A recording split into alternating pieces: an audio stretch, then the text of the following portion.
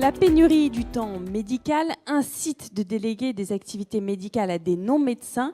Ça pose débat. Comment former les gens ? Est-ce que c'est légal ?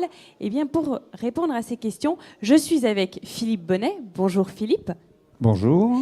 Alors, la délégation des tâches en médecine est en vogue en ce moment avec la création, on l'a vu, donc, de nouveaux métiers paramédicaux. Ça existe déjà dans des pays en Europe. En France, est-ce qu'on est en avance ou est-ce qu'on est en retard sur ce thème-là ? Et quel sera le cursus de ces soignants en France ? Alors effectivement, en France, on est assez en retard. Cette délégation existe depuis une longue date aux États-Unis en particulier.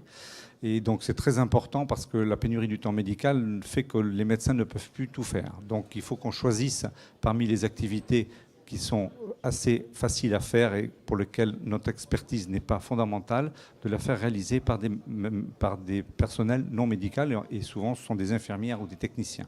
Et quelle est l'expérience de votre centre, justement, dans la délégation des tâches en échographie ?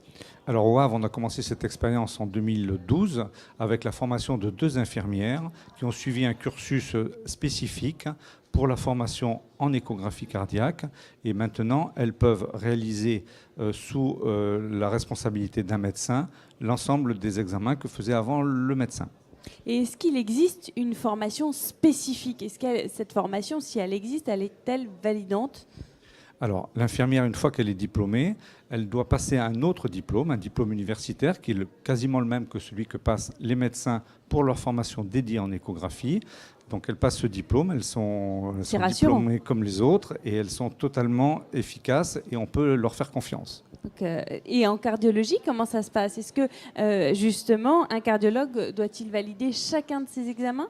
Alors, l'infirmière réalise l'examen de la même manière que les médecins.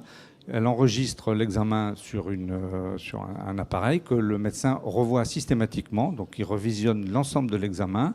S'il a besoin, il recommence l'examen pour vérifier certaines choses qui ne lui ont pas plu. Sinon, le médecin signe le compte-rendu et valide donc l'examen réalisé entièrement par l'infirmière. Donc, c'est plutôt rassurant. On est dans C'est une totalement rassurante. Les infirmières sont très motivées, très compétentes. Elles ont suivi donc la même formation que les médecins. Elles sont encadrées par les médecins. C'est totalement légal parce que cette formation est très encadrée, très protocolisée avec nos agences régionales. Et donc on peut totalement leur faire confiance dans la réalisation de ce type d'examen. Et ça soulage les médecins ? Ça vous soulage, vous ? Bien, c'est-à-dire que le médecin passe 5 minutes à contrôler l'examen alors que l'examen dure 25 à 30 minutes. D'accord, écoutez, donc c'est bien de nous avoir éclairé, merci Philippe Bonnet, de nous avoir éclairé sur cette formation des nouveaux métiers paramédicaux.